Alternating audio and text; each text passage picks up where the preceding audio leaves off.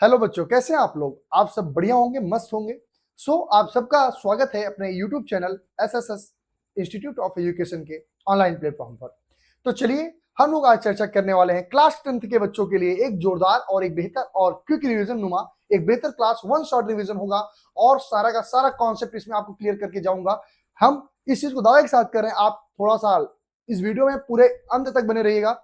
40 से 45 minute, maximum 40 से 45 minute के अंदर मैं आपको ये पूरा कॉन्सेप्ट क्लियर कर दूंगा। आप लोग बने रहिए, ठीक है? तो चलिए स्टार्ट करते हैं। और आप हर एक पॉइंट का अगर नोट्स बनाना चाहें तो बना सकते हैं। बाय द वे, आपको ये नोट्स जो है टेलीग्राम लिंक पर मिल जाएगा। चलिए हम लोग बढ़ते हैं, अब सेशन पर बढ़ते हैं, ठीक है?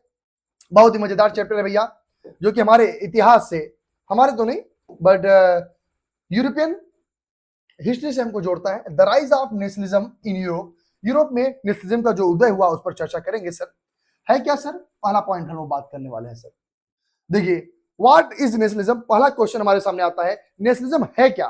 तो नेशनलिज्म क्या है भैया? आप देख सकते हैं सर, इसका सेंस है sense of shared identity, and of dynasty rule, sovereignty of the citizen. ये तीनों चीज क्या बताता है sir? Nationalism is a feeling of the oneness, devotion and shared political identity among the people living with the nation state unified by history, culture and territory.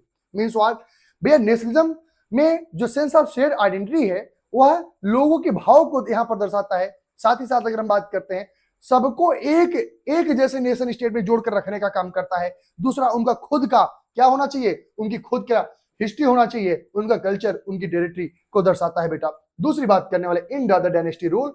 अब ध्यान दीजिएगा, nationalism, nation state या नेशनलिज्म का sense क्या है? जहां पर dynasty rule चल रहा हो, डायनेस्टी, या फिर दूसरा बोल सकते हैं monarchial form of the government की बात करेंगे हम लोग। Monarchial form of the government की बात करें बेटा, इस प्रकार के जो गवर्नमेंट रनअप हो उनको डिनाई करने का काम किया जाता है नेशनलिज्म के तहत। चलिए हम चर्चा करते हैं क्या sir. During the 19th century nationalism emerge as a force that replace the multinational dynasties empires of Europe with the distinct self governing nation state. ये आप सबको पता है। सेंस क्या है इसका? 19वीं शताब्दी में बताया जा रहा है नेशनलिज्म जो है एक ऐसे फोर्स के रूप में उदित हुआ कि यह मल्टीनेशनल डायनेस्टीज एम्पायर को खत्म करके वहां पर एक सेल्फ गवर्निंग नेशन स्टेट का फॉर्मेशन किया। ये आप सबको समझ में आया होगा। एंड आप सबको देखिए, हर एक कॉन्सेप्ट को बहुत ही शॉर्ट और बहुत ही बेहतर तरीके से मैं यहाँ पर फीचर इसका बनाकर लाया हूं। आप लोग जरूर पसंद आएगा और आप लोग यूट्यूब पे इससे बेहतर नहीं पाएंगे, मैं ये दावे के साथ कर रहा हूं। एक बार आप विश्वास बनाकर जुड़े रहिए। Thank you so much. आगे बढ़ते हैं sir. Sovereignty of the citizen, लोगों की सार्वभौमिकता की बात हो रही है। It's the supreme political power from the absolute monarch to the citizen. भैया, लोगों की डिग्निटी और सोवरेनिटी की बात हो रही है। यहां पर जो सुप्रीम पावर हो वह बताया जा रहा है किसके हाथों में होना चाहिए बेटा? वहां की जनता के हाथों में होना चाहिए, ना कि वहां के रूलर के हाथों में। ये सोवरेनिटी ऑफ द सिटीजन बताता है। नेशनलिज्म ये चीज बताता है हमको। आगे हम बात करेंगे और ये पॉइंटेबल चीजें हैं। पूरा का पूरा कॉन्सेप्ट मजेदार है बच्चे। आप थोड़ा सा धैर्य बना के जुड़े रहिएगा, आपको मजा जरूर आएगा। And establishing that the nationhood is defined by its people rather than the rulers. भैया, नेशन को डिफाइन कौन करेगा? वहां का जो जनता होगा वो डिसाइड करेगा, ना कि वहां का रूलर। ये भी दिमाग में रखिएगा। चलिए हम आगे बात करेंगे सर। और भी क्या चीजें हमारे सामने दी गई हैं, बड़ी मजेदार चीजें हैं। चलिए, अब हमारे सामने बहुत ही मजेदार, जो कि आपने 9th में पढ़ा था। अभी तो 9th वाले बच्चे ये सब मिस कर रहे हैं। 9th वाले बच्चों का ये सारी चीजें रिड्यूस कर दी गई हैं, या फिर बोल सकते हैं एक्सचेंज कर दी गई हैं। पूरा सिलेबस का पैटर्न ही बदल गया है। भाई आप लोग गोल्डन इरा में हो और इस गोल्डन इरा का पूरा बेनिफिट उठाइए, मजा आएगा। चलिए देखते हैं है क्या। तो French revolution, French revolution and nation state, French revolution and the nation state पर हम चर्चा करने वाले हैं। देखिए, ये लोग हैं, जनता पूरी जुटी हुई है। अब देखिए, स्टॉर्मिंग बस्टाइल पे जब ये लोग अटैक कर रहे थे, उस पर हम लोग देखेंगे। ये सारी चीजें हम चर्चा करने वाले हैं। होप सो आपको याद हो सारी चीजें, और नहीं याद होंगी तो यहां से हम लोग रिवाइव कर लेंगे सारी चीज, ठीक? चलिए, है क्या। फर्स्ट क्लियर एक्सप्रेशन भैया 1789 में आया था, जब हमारे यहाँ फ्रेंच रिवॉल्यूशन, मतलब वहां पर फ्रेंच रिवॉल्यूशन हुआ। The French revolution transferred the sovereignty from the absolute monarch to the body of the French citizen. ये पता है। दूसरे, कलेक्टिव आइडेंटिटी वहां पर आई सर। कॉन्सेप्ट ऑफ द ला पैट्री और ले सिटोयन की बात होने लगी थी, जिसमें क्या equal right under single constitution के तहत सबको एक बराबर का मान्यता देने का काम किया गया। आगे हम बात करेंगे सर, और भी चीजें हैं क्या सर। नेशनल सिंबल दिए गए। A new tricolour flag represent the royal standard को हटा करके बेटा एक नए ट्राइकलर को लाया गया। French become the common language and the national assembly was created. यहाँ पर नेशनल असेंबली का भी फॉर्मेशन किया गया। और भी बहुत सारी चीजें, देखिए बहुत ही शॉर्ट में मजा आएगा आपको। सारा का सारा कॉन्सेप्ट लेकर आए बच्चे और एकदम मक्खन है। मैं विश्वास मानो कि इसको पढ़कर जाइए, बोर्ड से अगर एक भी क्वेश्चन आपका मिस हो जाएगा हमसे मिलिएगा और आप आइएगा कमेंट में बोलिएगा, मैं सरेआम इस चीज को एक्सेप्ट करूंगा, हाँ ये क्वेश्चन बाहर से आया है और मैं दावे के साथ कह रहा हूं आपको एक भी क्वेश्चन बाहर से नहीं मिलेगा, आपकी ओर पूरा का पूरा कॉन्सेप्ट पढ़कर जाइए हमारे यहाँ से। चलिए, मिशन ऑफ द फ्रांस क्या था, ये रिवॉल्यूशनरी थे और डिक्लेयर किए थे it was a France destiny to liberate other European nation from the despotism. जो ये क्रूरता का शासन चल रहा है पूरे यूरोप में, अदर कंट्रीज में, बताया जाए फ्रांस का ये पहला मोटिव है कि हम यहाँ पर जो क्रांति ला रहे हैं वो केवल क्रांति नहीं है बल्कि एक बदलाव की घोषणा है, जो कि पूरे नेशन मतलब जो भी और अदर कंट्रीज हैं उनके नेशन की आइडेंटिटी में एक नेशनलिज्म का भावना आना चाहिए, ना कि वहां पर monarchical form of the government हो। इस चीज को एक्सटेंड करने का उनका पहला मोटिव था। चलिए बात करेंगे, यहाँ पर आप देखिए स्टॉर्म कर रहे हैं, बास्टाइल के किलो को ढहाने का काम कर रहे थे सब लोग। अब होता है इसको जो है नीलामी में भिजवा दिया गया था, याद है? चलिए बाय द वे ठीक है, आगे बात करेंगे सर। नेपोलियन कोड आया, वो कैसा था, क्या था, इससे क्या बेनिफिट हुआ, क्या यहाँ से नुकसान हुआ वहां की जनता को, इस पर भी चर्चा करेंगे। शायद आपको याद आ रहा हो नेपोलियन को हर्बिंगर बोला गया था, वहां का मसीहा बोला गया था, है ना? और नो डाउट कि उसने डेमोक्रेसी खत्म किया था, इस बात पर कोई शक नहीं है, कोई संदेह नहीं, लेकिन वो कैसे हॉस्टिलिटी में कैसे बदला, जो लोग उनको मसीहा का दर्जा दे रहे थे अचानक से वो हॉस्टिलिटी का उनका रूप कैसे दिखने लगा, ये सारी चीज चर्चा करेंगे। नेपोलियन कोड को पहले हम पढ़ते हैं, है क्या नेपोलियन कोड, क्या क्या हमको मतलब वहां की जनता को क्या क्या वरीयता दिया, इस पर हम चर्चा करने वाले हैं। देखिए वन बाय वन बात करते हैं। सर सिविल कोड आता है 1804, इसको सिविल कोड बोला जाता है, सिविल कोड, इसको 1804 कोड भी बोला जाता है और इसको नेपोलियन कोड भी बोला जाता है, ये दिमाग में रखिएगा sir. Napoleon introduce reforms that destroyed democracy in France but simplified administrative machinery across the Europe. पूरे यूरोप में बेटा नो डाउट, मैंने बताया ना कि डेमोक्रेसी का अंत हुआ, इसमें कोई शक नहीं है, डेमोक्रेसी को इसने खत्म किया, इसमें कोई शक नहीं, लेकिन निसंदेह बट इन्होंने एडमिनिस्ट्रेटिव मशीनरी को काफी ज्यादा जो है सिंप्लीफाइड कर दिया पूरे यूरोप में। और दूसरी भी बात करेंगे हम लोग यहाँ पर सर कि रिफॉर्म क्या थे, abolish the privileges based on the birth, मतलब जन्म सिद्ध अधिकार जो होते थे उसको खत्म करने का काम, stabilize equality before the law, और equality before the law stabilize किया गया, secure property rights and abolish the feudal system, जो समांतरीकरण की व्यवस्था चल रही थी उसको भी अबलाइज करने का काम नेपोलियन कोड ने किया। आया समझ? होप सो आपको समझ आ रहा हो। चलिए आगे बढ़ते हैं, मजा आएगा। आगे क्या है sir, economic benefits, transport and communication improved, guild restriction were removed, standardised weight and measure will improve and single currency boosted trade. Next one, mixed reaction क्या था वहां पर, initial welcoming turned the hostility due to the increased taxation, strict censorship and the forced military conscription। क्यों भैया? बताया गया, मैंने बताया जिस व्यक्ति को हर्बिंगर माना जाता था वो हॉस्टिलिटी में इसलिए तब्दील हुआ, रीजन ये है कि फटाक से क्या इंक्रीज होता, वहां पर टैक्सेशन बढ़ने लगा था, सेंसरशिप बढ़ने लगा था और तो मिलिट्री कॉन्स्क्रिप्शन जो थे बेटा वह बढ़ रहे थे। इसके वजह से उनकी जो विचारधारा थी उनके प्रति हर्बिंगर के बजाय अब कैसा हो गया बेटा, वो हॉस्टिलिटी में चेंज हो गया, क्रूरता में चेंज हो गया, ये दिमाग में रखिएगा। चलिए आगे बात करेंगे सर, क्या है middle class and liberal nationalism क्या थे बच्चे, इस पर हम चर्चा कर लेते हैं। मिडिल क्लास की बात करते हैं सोशल ट्रांसफॉर्मेशन के लिए और मीनिंग ऑफ द लिबरलिज्म, इनका मेन मोटिव था। इन दोनों चीज पर चर्चा कर लेते हैं फटाफट। Sir industrialisation led to the emergence of the new working classes and educated middle classes, इसमें बिजनेसमैन, प्रोफेशनल, इंडस्ट्रियलिस्ट सब लोग शामिल थे। इंडस्ट्रियलाइजेशन जो था बेटा वह न्यू वर्किंग क्लास को और एजुकेटेड मिडिल क्लास को लाया, जिसमें ये सब शामिल थे। दे spearheaded the demand for the national unity and end of the aristocratic privileges। जो अरिस्टोक्रेसी या बोला अरिस्टोक्रेटिक जो प्रिविलेजेस थे उसका अंत करने का काम, मतलब उसको खत्म करने का काम। दूसरा ये चीज बताया गया कि वो लोग जो है नेशनल यूनिटी की मांग कर रहे थे, ये उनका पहला मोटिव था। होप सो आपको यहाँ तक समझ में आया हो, अगर समझ में आया हो तो एक बार आप लोग जरूर शेयर कर दीजिएगा, उसके बाद वीडियो देखिएगा और पूरे नोट्स को बनाते चलिए। मैं आपको दावे के साथ कर रहा हूँ इससे बाहर कुछ विश्वास में देखिए, मैं अपना फंडा बता दूं आपको, हमारे यहाँ से अच्छे रिजल्ट आते हैं हर साल, काफी बच्चे अच्छा करते हैं, तो उसका कुछ एक सेंस है, वो सेंस कुछ ऐसा है कि भैया यहाँ पर हार्ड वर्क तो करना है, नो डाउट करिए, बट हार्ड वर्क के साथ स्मार्ट वर्क करना शुरू करिए। आपको बहुत सारा नहीं पढ़ना है, आपको इतना पढ़ना है जो कि आपके बोर्ड के एग्जाम के ओरिएंटेशन से बेहतर हो। पूरे यूट्यूब पे आपको जो है IIT थोड़ी बना रहे, क्लास 10 में थोड़ी आप जाकर मेन और एडवांस दे रहे हो, नीट थोड़ी देने जा रहे हो। अभी आप जो है एकेडमिक क्लास ले रहे हो और उसके लिए आप जा रहे हो पार्टिसिपेट करने, तो आपको उतना ही पढ़ना है जो कि आपके लिए, आपके पॉइंट ऑफ व्यू से बेहतर हो। यहाँ पर यूट्यूब पे मैं देख रहा हूँ कि आपको तुरंत जो है IIT बना दे रहा है। क्लास 10 में कौन बच्चा IIT बनता भाई? ऐसा कोई कॉन्सेप्ट नहीं है, वो आपको गुमराह करने की कोशिश करते हैं और कुछ नहीं है। वही पढ़ो जो आपके लिए बेनिफिशियल हो। चलिए आगे बढ़ते हैं। मीनिंग ऑफ द लिबरलिज्म क्या था? Derived from the Latin Libre means free, political it issue for the individual freedoms, equality before the law, representative form of the government and constitution. Economically it demanded free movement of the goods and capitals. Okay, liberalism का main मतलब यही था।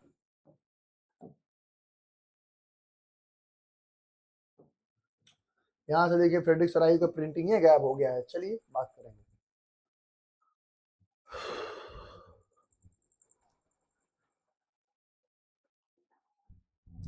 चलिए चर्चा कर लेते हैं फटाफट, है क्या सर? फ्रेडरिक सराई यूरोपियन विजन, उनका क्या विचारधारा था उनके समाज को लेकर के, यूरोप को लेकर के, वो क्या कैसा सोच रहे थे कि वो पूरा यूरोप कैसा डिजाइन करना चाहते थे, तो उस पर चर्चा करें। उनकी कुछ फिगर्स हैं, इमेजेस दिए थे। Democratic social republic 1848, French artist Frederic Sorrieu printed 4 prints visualising the world made from the democratic republic. वो चाहते थे जो देश हो, पूरा संसार हो, वह डेमोक्रेटिक रिपब्लिक पर बेस्ड हो। सर मैनकाइंड मार्किंग टुगेदर, वहां पर क्या मार्च कर रहे थे, जो फिगर था वही है। पहला पेज आप देखिएगा, एनसीईआरटी का फर्स्ट पेज खोलेंगे तो आपको ये मिलेगा फिगर, ठीक है। चलिए बात करते हैं। Peoples of Europe and America marched in the long train, offering the homage to the Statue of Liberty, carrying the torch of the Enlightenment. Statue of Liberty जो torch of Enlightenment लिया हुआ है, उसके जस्ट सामने से वो लोग homage offer करते हुए मार्च कर रहे हैं। कहाँ के लोग? अमेरिका के लोग और यूरोप के लोग। चलिए बात करते हैं। National identification, peoples are group by distinct nations, identify their flags. उनको आइडेंटिफाई किसके द्वारा किया जा सकता है? फ्लैग के द्वारा, नेशनल कॉस्ट्यूम के द्वारा। यूएसए, फ्रांस, जर्मनी, ये सब थोड़ा। अब shattered symbols क्या थे? In the foreground lie the destroyed remains of the absolutist monarchical institution. नीचे जो ढेर पड़ा हुआ था बेटा, वो किस चीज का था वो बताया जा रहा है। वहां का जो इंस्टीट्यूशन था, monarchical form of the government था, monarchical form of the government के जो इंस्टीट्यूट थे या फिर इंस्टीट्यूशन जो था, उसका ढेर पड़ा हुआ है, एकदम बिखरा हुआ है। ये चीज दिखाया जा रहा है इस फिगर के माध्यम से।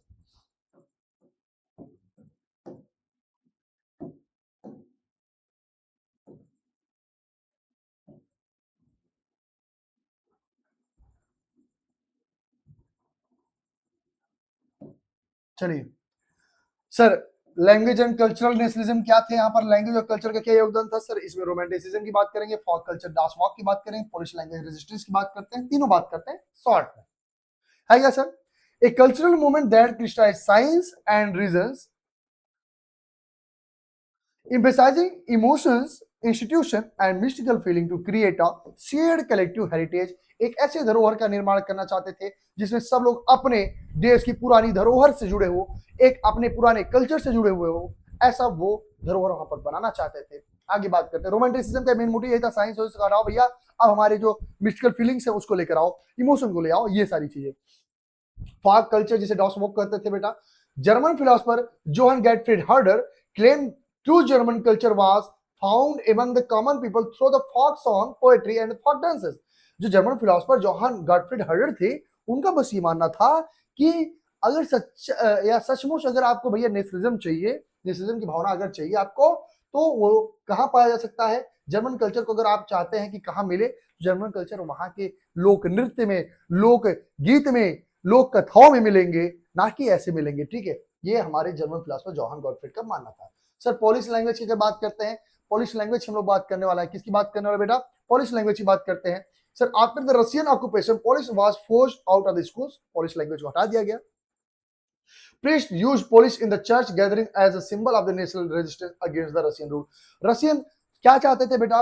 रशियन रूल या फिर रशियन डोमिनेंस के लोग चाहते थे कि वहां पर जो है रशियन लैंग्वेज लोग यूज करें, बट वहां के जो फादर्स थे या फिर प्रीस्ट जो थे बेटा, वो पोलिश लैंग्वेज चर्च में यूज किया करते थे। लोगों को अपने यूनिफाइड नेशनल के रूप में दिखाने के लिए वो लोग पोलिश लैंग्वेज का इस्तेमाल कर, बल्कि उनके लिए उसको पनिशमेंट भी दिया जाए, बहुत सारी समस्याएं थी भाई जी, वो तो ठीक है।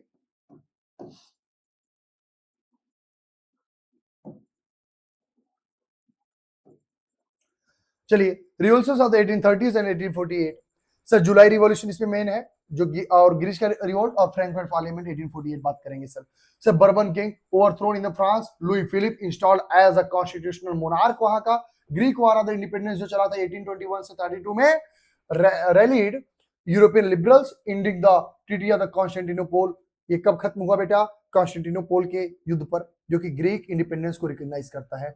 आगे हम बात करें फ्रैंकफर्ट पार्लियामेंट की। Sir 831 elected member middle class के जो है रिप्रेजेंटेटिव वो मिलते हैं सेंट पॉल के चर्च में, जो कि फ्रैंकफर्ट पार्लियामेंट को ड्राफ्ट किया गया था, एक कॉन्स्टिट्यूशन जहां ड्राफ्ट करना था इनको, to draft a constitution for united German nation. German nation के लिए जो यहाँ पर जो लोग जो है अपना कॉन्स्टिट्यूशन ड्राफ्ट करना चाहते थे, फ्रैंकफर्ट पार्लियामेंट सेंट पॉल में वहां पर था। Frederick William fourth was Prussia rejected the crown and the movement was suppressed by troops. देखिए फ्रेडरिक विलियम जो फोर्थ थे, इनको जो है वहां का जो है मेंबर बनाया गया, लेकिन वो उसको रिजेक्ट करते हुए बोले, वो जाकर उनका विद्रोह करना शुरू कर दिए उस, और इनके विद्रोह को दबाने के लिए बेटा सैनिकों के हेल्प लेकर के लोग उनकी विद्रोह को भी दबा दिया गया। बड़ी समस्याएं थी, बार आप एनसीईआरटी पढ़े होंगे तो ये आपको बहुत सारी चीजें आसानी से क्लियर होती जा रही होंगी। चलिए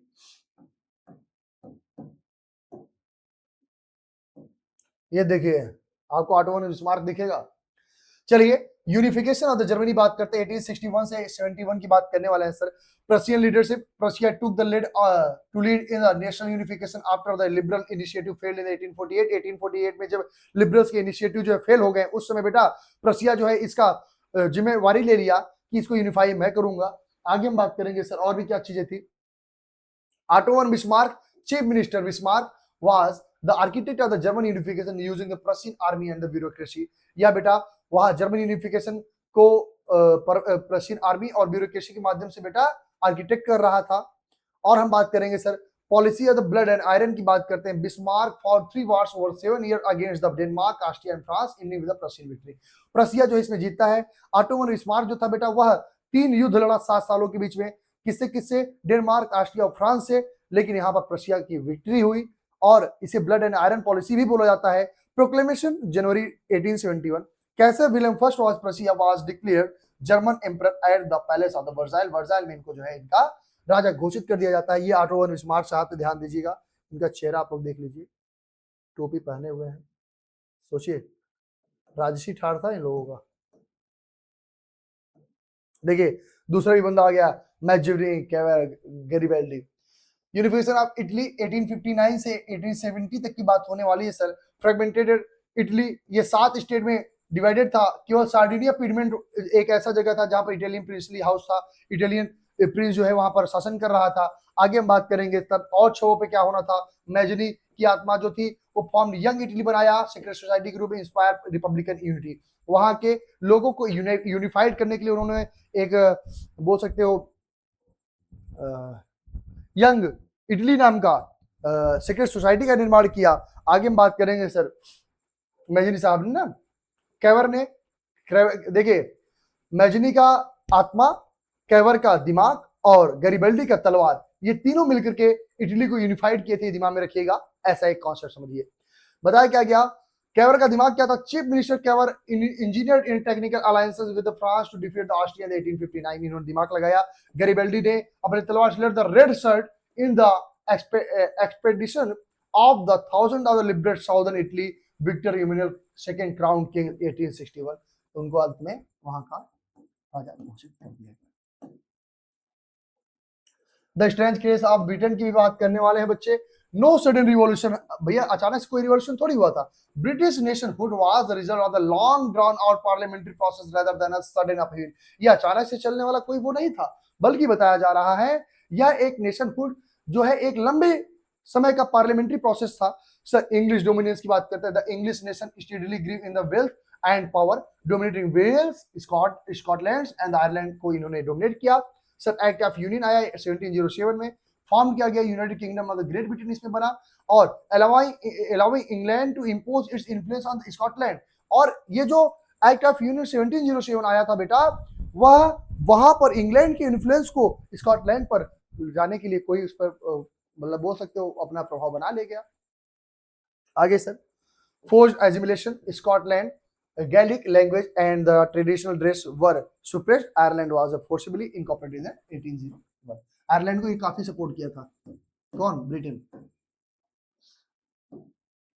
अब देखिएगा हम बात करें visualising the nation female figure के रूप में। Female allegories, 19th century artist personified nation as a female figure to give the abstract idea the concrete physical form, एक अच्छा फिजिकल फॉर्म देने के लिए बेटा यहाँ फीमेल फिगर को लाया गया। सर मैरियाना फ्रांस की, characterized by the red cap, tricolour and the cockade, represented liberty and republic. Her statue were erected in the public square, हर जगह पर मतलब पब्लिक स्क्वायर में उनको एकदम सीधा दिखाया गया। आगे सर जर्मेनिया, जर्मनी में sir wears a crown of the oak leaves because the German oak stand for the heroism, she holds a sword ready to defend the nation, देश को बचाने के लिए जर्मन में इनका।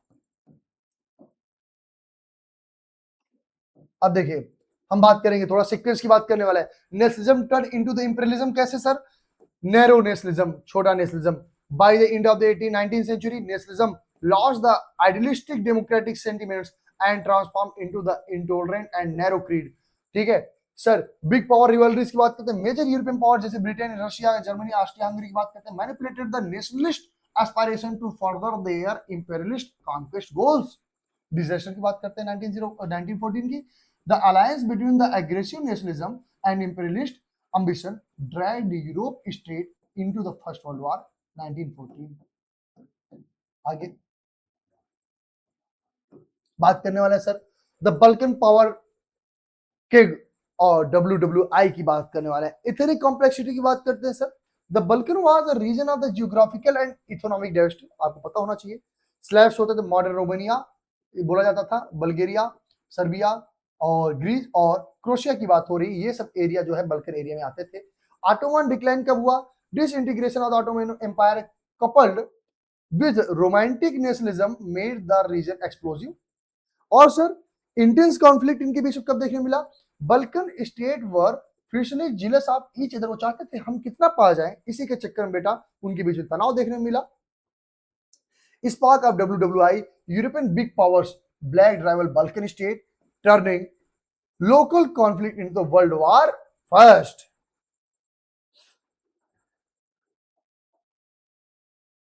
आगे हम बात करेंगे इन 1914।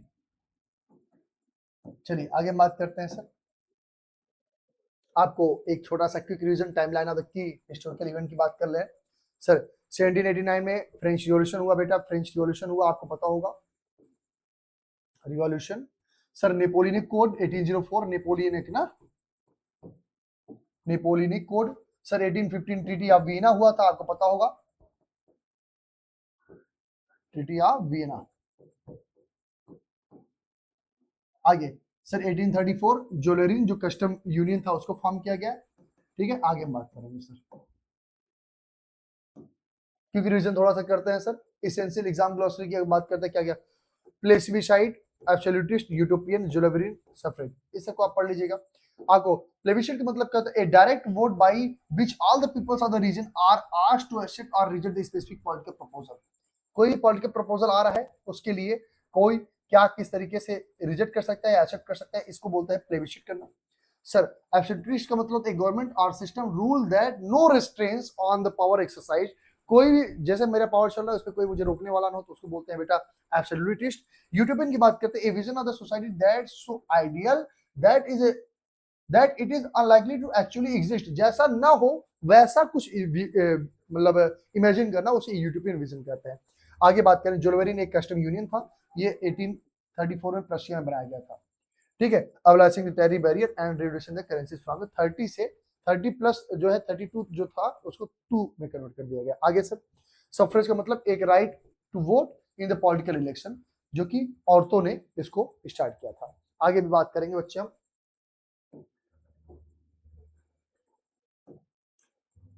देखिए कुछ क्वेश्चंस आप सबके सामने दिए गए हैं, इस क्वेश्चंस को आप लोग पढ़ेंगे और इसका आंसर देंगे। सर क्या था देखेंगे sir.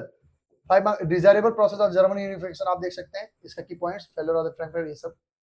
Explain any 3 features of the Napoleon code of the 1834। Why was the Balkan region are source of the nationalist tension in Europe. आगे अब आपका यही था और कुछ है नहीं, आप लोग ने इतना टाइम दिया, सो इस सब के लिए thank you for watching the video and make sure for proper like share and subscribe our channel. And अगर आपको वीडियो पसंद है, बहुत क्योंकि बहुत शॉर्ट में बहुत जल्दी पढ़ाया हूँ, एक बार आप 2 बार इस वीडियो को देखेंगे आपको ज्यादा समझ आएगा। थैंक यू, जय हिंद, मिलते हैं आपसे नेक्स्ट लेक्चर में। Thank you.